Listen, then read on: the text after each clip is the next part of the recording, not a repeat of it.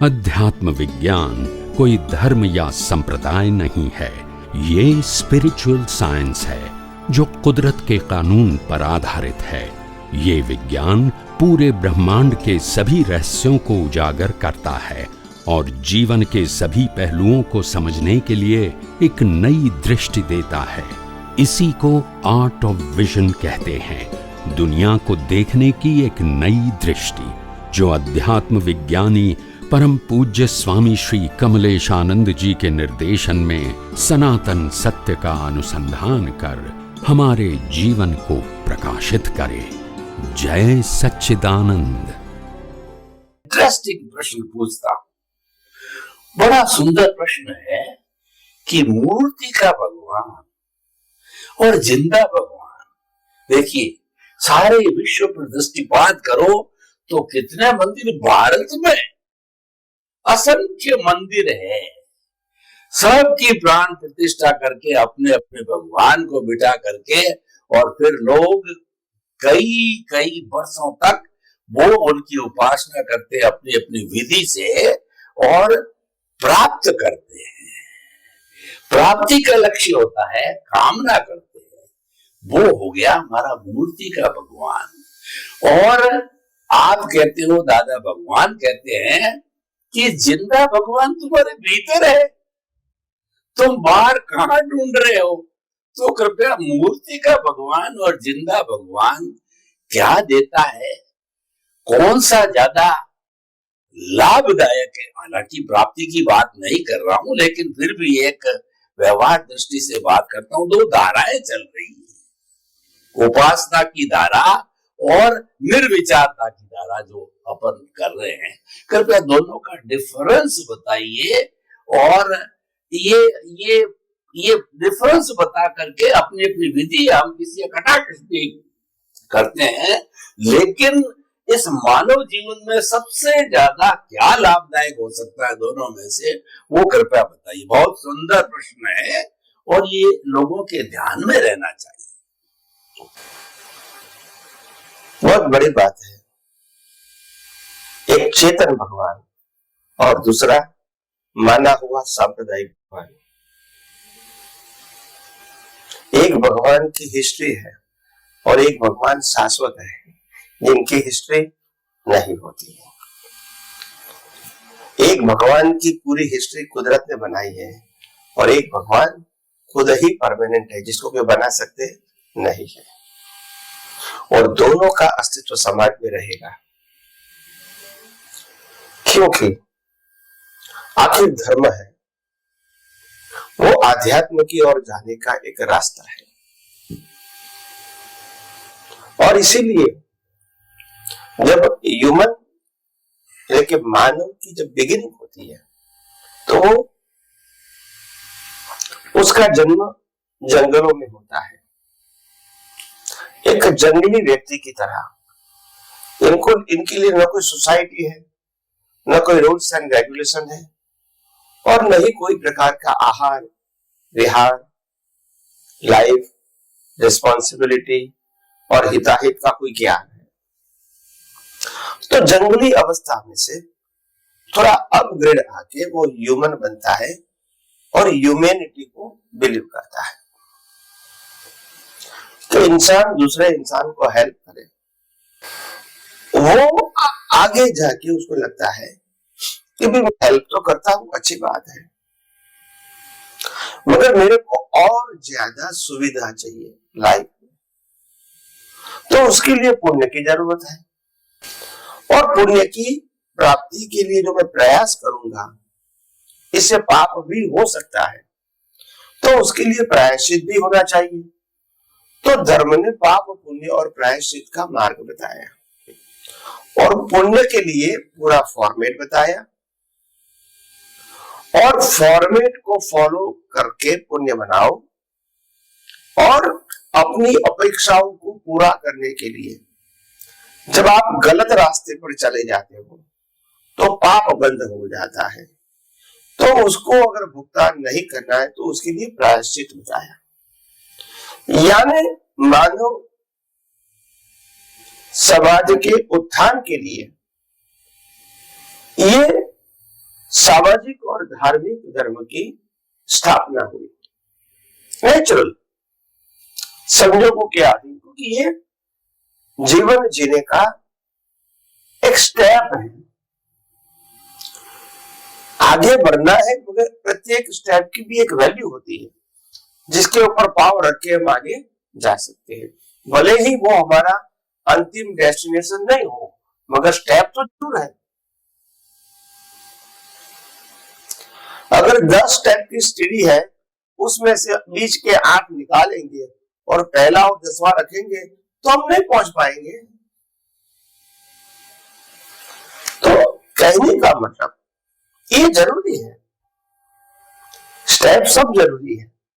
भगवान को मूर्ति के रूप में मानना ये पुण्य का कार्य है। भगवान को पूजा पाठ करना ये पुण्य का कार्य है। भगवान के पास पापों की प्रायश्चित करना पुण्य का काम है। भगवान को भक्ति से आरती उतारना ये पुण्य का काम है। भगवान के पास अच्छे इंसान बनने की, पुण्य कार्य करने की शक्ति मांगना ये भी अच्छी बात है।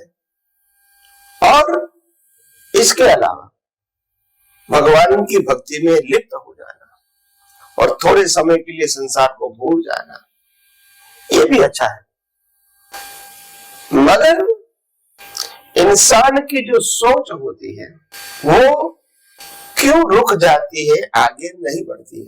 क्योंकि धर्म के मार्ग में जो धर्मगुरु शिक्षा देने वाले वो अपने संप्रदाय को अंतिम सत्य बताते हैं और बाकी और कुछ जानने की, समझने की जरूरत नहीं है ऐसा बताते हैं। और इसीलिए जो लोग इस संप्रदाय को फॉलो करते हैं वो आगे का सोचते, सुनते या समझने की कोशिश नहीं करते। और इसीलिए जो धर्म का स्टेप है उसी से ही उसका जन्म मरण का चक्कर चालू रहता है, पाप पुण्य से। तो मैं ये नहीं कहता हूं कि मानव धर्म और सांप्रदायिक धर्म गलत है, मगर ये भी कहना चाहिए कि ये स्टेप है। स्टेप कभी डेस्टिनेशन नहीं बन सकता है, मगर डेस्टिनेशन की ओर पहुंचने का एक रास्ता जरूर बन सकता है, एक आधार जरूर बन सकता है।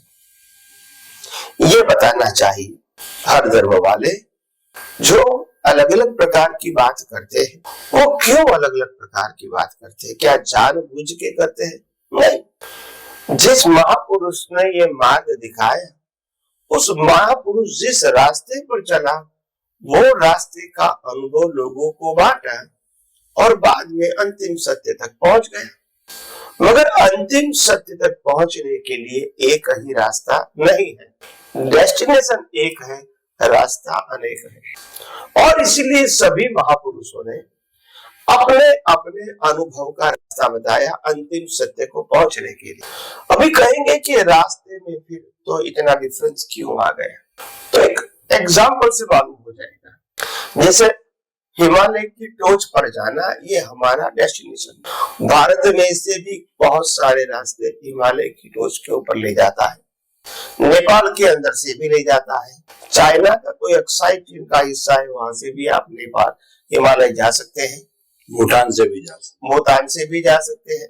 कहने का मतलब ये है तिब्बत से भी, नेपाल से भी जा सकते हैं, तिब्बत से भी जा सकते हैं। मेरा कहने का मतलब ये है जो व्यक्ति नेपाल से टोच पर जाएगी तो वो अपना अनुभव नेपाल से टोच पर कैसे गए वही तो बताएगी। जो भारत में से जाएगा वो भारत के रास्ते पर टोच पर कैसे जाएगा वही अनुभव बताएगा। जो नेपाल से जाएगा वो नेपाल से टोच पर गया वही अनुभव बताएगा। जो भूटान से जाएगा वो भूटान से टोच पर कैसे गया वही बताएगा। जो चाइना से जाएगा वो चाइना से टोच पर कैसे गया वही बताएगा। तो डेस्टिनेशन तो एक है, मगर रास्ता अलग होने के नाते जो जो रास्ते पर वो गए वो अनुभव लोगों को शेयर किया। यानी शेयर करने वाले गलत नहीं थे। क्या बताया?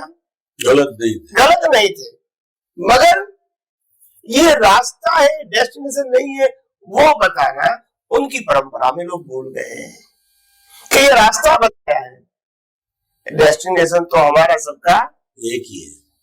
तो अंतर रास्ते में है। तो जो रास्ते में अंतर दिखा गया है तो हम हो सके कि उन अवस्था में उनको एक ही रास्ता मिला और पहुंचे। हम अगर इस रास्ते से कोई अच्छा सरल रास्ता मिलता है तो हम देखें। हम ये नहीं कहते कि ये गलत रास्ता है, मगर आपने रास्ते को ही अंतिम सत्य बना दिया तो फिर डेस्टिनेशन नहीं मिलेगा। तो बात ऐसी हो गई सभी धर्मों में, और इसीलिए सब रास्ते में ही भटक गए और एक दूसरा व्यक्ति रास्ते के ही कंपटीशन में लगे कि तुम्हारा भगवान अलग, हमारा भगवान अलग, तुम्हारा मंदिर अलग, हमारा मंदिर अलग, तुम्हारे मंत्र अलग, हमारे मंत्र। रिलेटिव ट्रूथ, व्यू पॉइंट में चलेंगे तो क्या करेंगे भाई? वो तो रास्ता था, वो डेस्टिनेशन नहीं है। तो कहने का मतलब आध्यात्म विज्ञान आपको रास्ता भी दिखाता है और डेस्टिनेशन की भी जागृति देता है। और डेस्टिनेशन अंतिम सत्य है, रास्ता अंतिम सत्य नहीं हो सकता है। रास्ता चेंज नहीं हो सकता है, मगर डेस्टिनेशन हर समय लक्ष्य में रख देगा। तो इंपॉर्टेंट बात यह है कि हम सब रास्ते की अनुभूति की जो जड़ता होती, अवस्था होती, इसमें ऐसे पड़ गए, फंस गए और फिर बाद में धर्मगुरुओं के माध्यम से इतने कट्टर हो गए कि हम खुद डेस्टिनेशन ही भूल गए। हम ये भूल गए कि राम कृष्ण महावीर ने जो रास्ता बताया वो डेस्टिनेशन के लिए बताया, उनके पास पहुंचने का रास्ता नहीं, वो जहां पहुंचे थे उस पहुंचने का रास्ता अनुभव से बताया। हम तो समझे रामकृष्ण महावीर को मानना वही तो डेस्टिनेशन है हमारा। ये गलती हो गई। समझ में आया? उन्होंने अनुभव से रास्ता बताया, वो गाइड थे, मार्गदर्शक थे, वो अनुभवी थे, मगर हमने समझा हमको जो बताने वाला है उसको ही अनुभव करना है, वो उसको नहीं करना। उन्होंने जो रास्ता बताया वो अंतिम सत्य जो सबका एक ही होता है वो बताया। तो ऐसी गड़बड़ हो गई और फिर इसको सुधारने वाला तो कोई होता नहीं है, क्योंकि हर धर्म इतना परिपक्व हो गया कट्टरता के माध्यम से कि कौन गलतियां को स्वीकार करेंगे। वो कहेंगे हम जो बताते हैं, हम मानते हैं, हम फॉलो करते हैं, वही सही है। तो मगर ये आध्यात्म विज्ञान का एक नम्र प्रयास है कि लोग रास्ते को भी जाने, अंतिम सत्य को भी जाने और रास्ते के अंदर जो जो कुछ बिलीफ है इसको भी जाने और पास करके आगे बढ़े। यही हमारी तो भावना है। तो इसीलिए ये आध्यात्म विज्ञान है जो इतने सारे धर्म है इसको गलत नहीं मानते हैं, मगर धर्म के अंदर ही अंतिम सत्य मान लेना ये सोच सही नहीं है। अंतिम सोच रामकृष्ण महावीर नहीं है, अंतिम सोच है रामकृष्ण महावीर कहाँ पहुंचे, वो अंतिम सत्य है। और हमारी खोज वो अंतिम सत्य की होनी चाहिए। भले राम के मार्ग पे जाओ, कृष्ण के मार्ग पे जाओ या महावीर के मार्ग पे जाओ, कृष्ण मार्ग का नहीं है, मगर अंतिम सत्य सबका एक ही था, ये समझना था। इसलिए रामकृष्ण महावीर को मानने वाले के साथ अंतर करना वो ठीक नहीं है। समझ में आया? हाँ, तो इसीलिए आगे आगे भी हम आध्यात्म विज्ञान में और बहुत सारी बातें बताते रहेंगे जिससे आपका जीवन, सोच, समझ बहुत प्रौढ़ हो जाए और आपको सही रास्ते पर चलने का मार्ग मिले। यही मेरी शुभकामना। स्वामी जी, समस्त श्रोताओं की तरफ आपको बहुत बहुत धन्यवाद। मेरी बुद्धि स्पष्ट हुई कि आपने मूर्ति का भगवान और जिंदा भगवान है वो स्टेप बाय स्टेप पड़ाव बताए। पड़ाव से ही हम अल्टीमेट डेस्टिनेशन तक जाते हैं। वो अल्टीमेट डेस्टिनेशन है वो सनातन सत्य सिद्धांत पर आधारित है, कभी बदलता नहीं है, वो शाश्वत है और वह जो है वही हम हैं, जो हमको प्राप्त करना होता है। स्वामी जी आपने कहा समाज है, वहां सभी रहेंगे, सामाजिक जीवन भी होगा और उसके बाद में सांप्रदायिक जीवन भी होगा। लेकिन जो ये सब पड़ाव है, इन पड़ाव को अल्टीमेट मानना ये रॉन्ग बिलीफ है, ये अज्ञान है और उसी को ही मानते हैं। इसको ठीक करने के लिए ज्ञानी पुरुष की आवश्यकता होती है और आपने सारी चीज बताई कि अल्टीमेट चीज है वो जो है सनातन सत्य है, तो उसको हमें बहुत ही अच्छी तरह से हम पालन करें तो हमारा लक्ष्य बन सकता है मुक्ति की ओर जाने का। अल्टीमेट सत्य जो है राम और कृष्ण ने क्या प्राप्त किया, वो क्या थे, उसमें हम उलझ गए। उन्होंने क्या प्राप्त किया, अपनी मंजिल को ध्यान में रखना है और जो हमारा पड़ाव है उसको अल्टीमेट मंजिल नहीं मानना है। बहुत ही सुंदर स्पष्टीकरण आपका। समस्त श्रोताओं की तरफ से आपको बहुत बहुत धन्यवाद। स्वामी जी सच्चिदानंद, ईश्वर की बात, भगवान की बात, आत्मा की बात चल रही थी, तो इसके अंदर दो शब्द हम लोगों को जानना बहुत ही अच्छा। अगर हम जाने तो उसके बाद हमारा भेद विज्ञान होता है। वो होता है, एक शब्द है टंकोत्कीर्ण, एक शब्द है अव्याभाद। ये आते हैं और लोग इसमें कंफ्यूज हो जाते हैं कि ये बार बार आते हैं।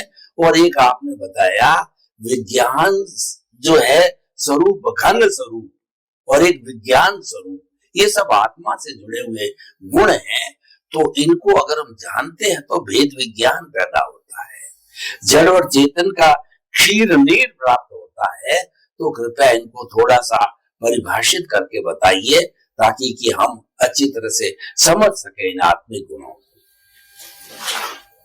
प्रश्न के लिए धन्यवाद।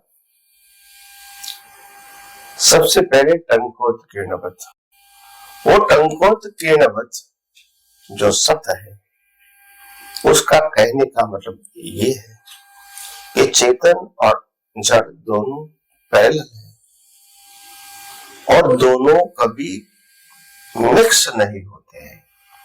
पैरेलल हो सकते हैं, कंपाउंड नहीं हो सकते।